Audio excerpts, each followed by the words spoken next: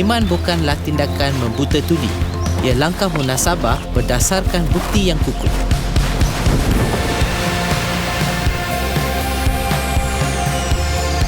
Iman boleh diibaratkan sebagai perjalanan.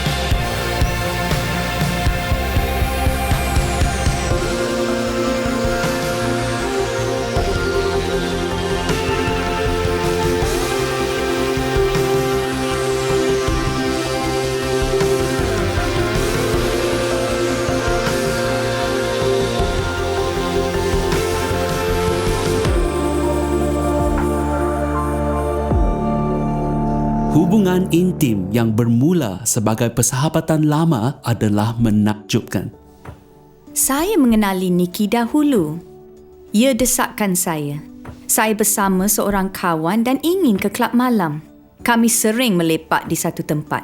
Sebagai remaja, pada larut petang, kami pergi ke François di hujung Jalan King. Kami rasa ia bergaya dan seronok. Anda harus menjadi ahli untuk masuk. Saya bersama seorang kawan yang juga kawan baik Nikki. Dia kata, apa kata kamu hubungi Nikki? Dia akan bawa kamu masuk. Agak nakal. Saya menelefon dan berkata, Hai, boleh tak awak bawa kami ke François malam ni? Dia menjawab, baiklah, datang. Mengenang kembali, rasa ia tingkah laku yang aneh. Semasa penggal kedua Nikki di universiti, dia menganuti agama Kristian. Saya tak tahu apa-apa tentangnya. Kami bertemu semula di sebuah parti. Saya amat teruja tentang iman saya. Akan tetapi saya tidak sensitif tentang memberitahunya kepada orang lain. Saya mahu semua orang tahu. Saya rasa, baiklah, saya akan menghampiri orang pertama yang saya jumpai di ruang menari. Saya tak nak buang masa beramah mesra. Jadi saya pergi kepada pipa dan berkata, bahawa saya kelihatan teruk dan memerlukan Yesus. Saya rasa dia sudah gila. Seperti yang anda bayangkan, itu membuat dia meluat untuk masa yang lama. Apabila dia menganuti agama Kristian, ia terjadi melalui orang lain. Kami tak pernah terfikir tiada asmara antara kami. Saya hanyalah kawan dan penasihatnya. Dulu saya memberikan dia nasihat tentang teman lelaki. Nikki ialah seorang yang selamat untuk didampingi. Seorang kawan yang bijak. Saya dapati ia agak indah. Itulah sebabnya kami menjadi akrab. Namun, ia berubah bagi saya di Majlis Mei, iaitu waktu kami mengadakan parti besar pada akhir pengajaran saya di universiti. Orang lain telah mengajak Pips ke Majlis Mei itu. Kami mula berbual, kemudian menari dan mulai bermain tenis pada jam 6 pagi. Dan berperahu di sungai. Kami berpegangan tangan. Kemudian saya rasa pasti, bagi saya ia seolah-olah kami sedang bercinta. Saya tahu ada yang telah berubah, kehidupan baru sudah bermula. Menjadi Kristian adalah pengembaraan yang mengujakan. Paulus menulis, jadi siapa yang ada di dalam Kristus, ia adalah ciptaan baru. Yang lama sudah berlalu, sesungguhnya yang baru sudah datang. Apa yang menjadikan seseorang Kristian? Ada yang berkata, saya percaya tentang Tuhan. Atau saya pernah ke gereja sekali-sekala sewaktu membesar. Tapi itu tak menjadikan anda Kristian. Ada ramai orang di dunia yang percaya akan Tuhan, tapi tak mengelar diri sebagai Kristian. Mungkin ada yang berkata mereka benar-benar orang Kristian kerana bersifat baik. Ramai orang ateis juga bersifat baik, tapi mereka enggan dikenali sebagai Kristian kerana mereka bukan Kristian. Ada yang kata saya orang Kristian kerana dilahirkan di negara Kristian. Dilahirkan di negara Kristian tidak menjadikan anda orang Kristian. Sama seperti dilahirkan di kedai McDonald's tidak menjadikan anda hamburger. Orang Kristian ialah pengikut Kristus, seseorang yang mengikuti Yesus Kristus dan mempunyai hubungan dengan Allah melalui Yesus. Apa itu iman bagi saya? Iman? Saya rasa iman adalah gabungan keyakinan dan kedamaian. Ya. Iman?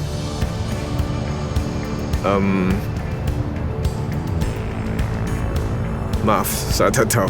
Ini adalah soalan yang baik. Kepercayaan? Saya sudah ditetapkan. Saya seorang Anglican KP. Saya pergi ke gereja demi nenek pada hari Krismas dan Paskah. Percaya tanpa melihat? Dia juga percaya bahawa selepas temu bual ini adalah waktu untuk Kerana makan. selepas ini, saya tak fikir iman berkaitan dengan agama. Entah, saya tak pandai menjelaskan iman. Ia mempercayai sesuatu yang belum dilihat sendiri. Ia membantu kamu mengharungi hari.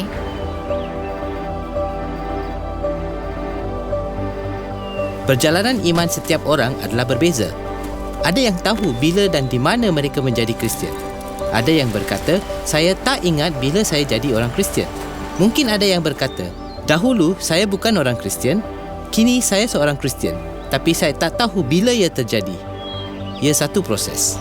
Hal yang penting adalah anda tahu anda sudah tiba. Anda tahu kini anda orang Kristian. Anda boleh mengetahuinya. Apa maksudnya beriman dan menjadi seorang Kristian? Dalam Injil Yohanes, ia ditulis begini. Tetapi semua orang yang menerimanya diberinya kuasa supaya menjadi anak-anak Allah, iaitu mereka yang percaya dalam namanya. Yohanes mengatakan inilah hubungan kasih sayang yang paling intim. Ia bagaikan ibu bapa dan anak. Di tempat yang lain yang dinyatakan seperti kekasih atau kawan. Dalam perjanjian baru, ia juga digambarkan sebagai suami dan isteri. Ia hubungan intim yang akrab. Jika anda sudah berkahwin, anda tahu anda sudah berkahwin. Sekiranya anda seorang Kristian, anda tahu anda seorang Kristian. Allah mahu anda yakin tentangnya. Yohanes berkata, semuanya itu kutuliskan kepada kamu supaya kamu yang percaya kepada nama anak Allah tahu bahawa kamu memiliki hidup yang kekal. Anda tahu anda seorang Kristian, anda tahu anda dalam hubungan itu, dan anda tahu anda memiliki hidup abadi. Apa dasar iman dan keyakinan ini? Ia langkah iman berdasarkan bukti, ia berdasarkan hakikat, bukannya perasaan. Jika anda meminta bukti bagaimana saya tahu saya dan Pipa sudah berkahwin, saya akan tunjukkan sijil perkahwinan kami. Selain cinta saya terhadapnya, ia membuktikan bahawa Pipa dan saya sudah berkahwin. Dan jika bertanya bagaimana saya tahu saya seorang Kristian, saya akan tunjukkan satu dokumen, Alkitab, firman Allah. Pengetahuan kita akan Allah berdasarkan janji-janji Allah. Dalam Roma 10:17, Paulus berkata, iman timbul dari pendengaran dan pendengaran oleh firman Kristus. Anda mungkin telah mengalaminya secara beransur-ansur di Alpha.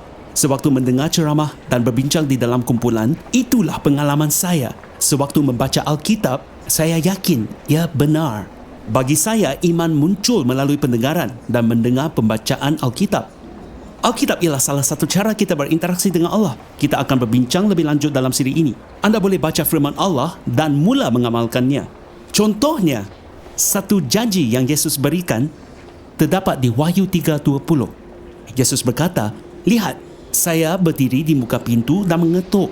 Jikalau ada orang yang mendengar suara saya dan membukakan pintu, saya akan masuk, mendapatkannya dan saya makan bersama-sama dengan dia. Dan mereka bersama-sama dengan saya. Holman Hunt, artis pra-Raphael, menggambarkan ayat ini dalam sebuah lukisan. Ia digelar The Light of the World dan digantungkan di Katedral St. Paul. Yesus, terang dunia, berdiri di ambang pintu yang ditumbuhi pokok ivy dan rumpai. Pintu itu mewakili pintu kehidupan seseorang. Dia tak pernah menjemput Yesus memasuki kehidupannya. Yesus berdiri di depan pintu dan mengetuk. Dia menantikan jawapan. Dia ingin masuk dan menjadi sebahagian daripada kehidupan orang itu dan makan bersamanya. Makan bersama adalah tanda persahabatan. Yesus menawarkan persahabatan itu kepada semua orang yang membuka pintu kehidupan kepadanya. Ada seseorang berkata kepada Holman Hunt, dia telah tersilap. Mereka memberitahunya, awak terlupa melukis tombol pintu itu. Tidak, jawabnya. Itu disengajakan. Tombol pintu memang ada. Ia ada di dalam.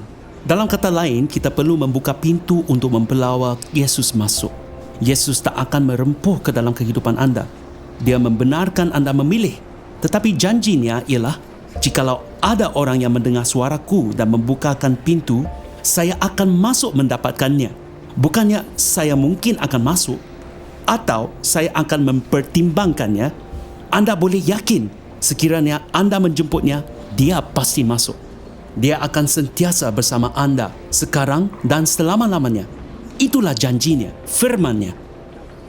Bagaimana saya tahu saya sudah berkahwin? Saya mempunyai sijil perkahwinan. Saya juga boleh menceritakan peristiwa yang berlaku pada 7 hari bulan Januari 1978, hari perkahwinan kami. Jika anda bertanya bagaimana saya tahu saya seorang Kristian, saya juga boleh menceritakan satu peristiwa dalam sejarah, iaitu kematian dan kebangkitan Yesus. Saya sukar memahami bagaimana kematian Yesus dapat mengubah hidup saya. Ada seseorang menjelaskan kepada saya menggunakan ayat dari Perjanjian Lama, Yesaya 53:6 yang berbunyi, kita sekalian sesat seperti domba. Orang yang menjelaskannya berkata, andaikan tangan ini mewakili anda dan saya, buku ini pula mewakili semua kesalahan kita. Kita sekalian sesat seperti domba. Kita semua telah mengambil jalan kita sendiri.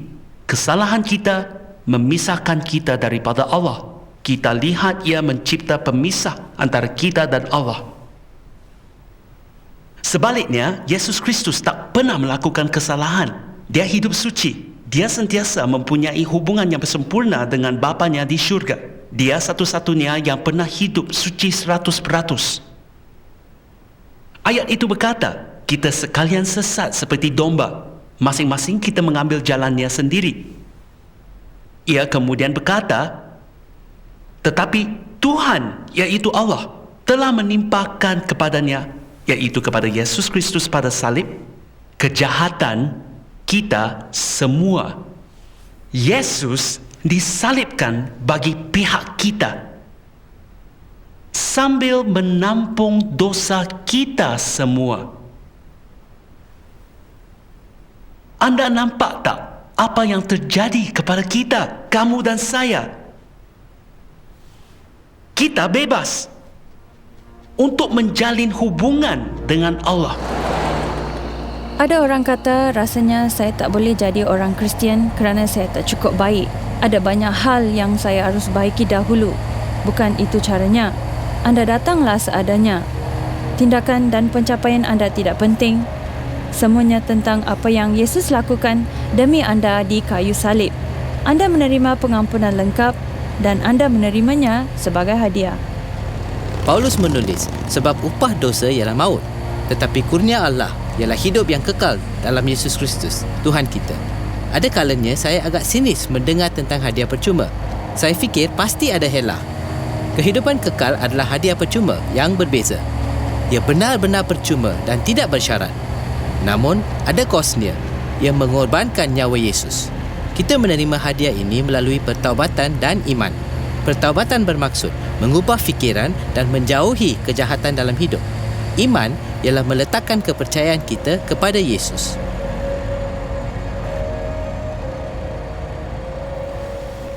Semasa masih kecil, saya boleh naik ke meja dan melihat serbuk putih di atas meja. Saya tak faham itu serbuk apa. Saya masih ingat mendengar bunyi tembakan dan membesar dalam suasana itu. Ia menjadi normal bagi saya.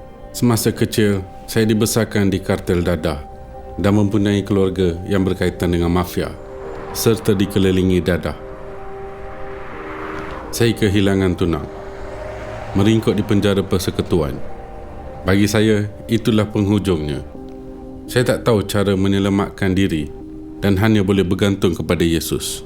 Saya menghadapi kesulitan, tapi saya tahu Allah dapat menebus saya. Jadi saya mula berubah di penjara. Sejak saya menerima Yesus, saya bukannya mengubah siapa saya, tapi saya menerima diri sendiri dan menjadi orang yang Dia inginkan. Saya menemui hala tuju, makna dan harapan. Allah mengambil sesuatu yang remuk dan menjadikannya seni yang indah. Inilah kisah penebusan hidup saya. Kini saya mempunyai seorang isteri yang cantik, seorang anak lelaki, dan saya menjadi sebahagian daripada komuniti beriman, harapan dan penyayang.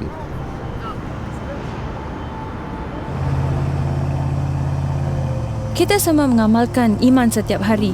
Jika anda duduk atas kerusi, anda sedang beriman sekarang. Anda tak tahu bagaimana kerusi itu dibuat atau siapa yang membuatnya, tapi anda percaya ia tidak akan patah. Iman adalah kepercayaan. Ya, anda tak dapat buktikan Allah tak wujud ataupun wujud. Kepercayaan tentang kewujudan dan ketakwujudan Allah memerlukan iman. Maksud menjadi Kristian ialah beriman terhadap Yesus, mempercayai seseorang. Saya memiliki satu dokumen, sijil perkahwinan saya, satu peristiwa dalam sejarah, hari perkahwinan saya. Ada satu lagi bukti lain perkahwinan kami yang boleh saya kemukakan, iaitu pengalaman berkahwin saya kepada Pipa sejak 4 dekad lalu. Jika anda bertanya bagaimana saya tahu saya seorang Kristian hari ini, saya dapat menyatakan pengalaman selama berdekad-dekad. Itu datang daripada Roh Kudus. Roh Kudus adalah Roh Yesus yang tinggal di dalam diri anda. Yesus berkata, Roh Kudus bagaikan angin. Anda tidak dapat melihat angin, tetapi anda tahu ia wujud kerana dapat melihat kesan dan kuasanya.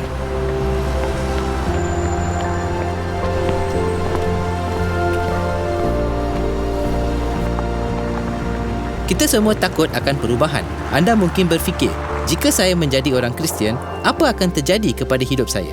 Perubahan ini adalah sesuatu yang baik. Paulus berkata, buah roh ialah kasih, sukacita, damai sejahtera, kesabaran, kemurahan, kebaikan, kesetiaan, kelemah lembutan, penguasaan diri. Menjadi orang Kristian tak bermaksud anda lebih baik daripada orang lain. Ia bermaksud kini anda lebih baik daripada dahulu. Saya dapati setelah Roh Allah memasuki hidup saya berubah. Ia mengubah cara saya melihat Allah dan Yesus.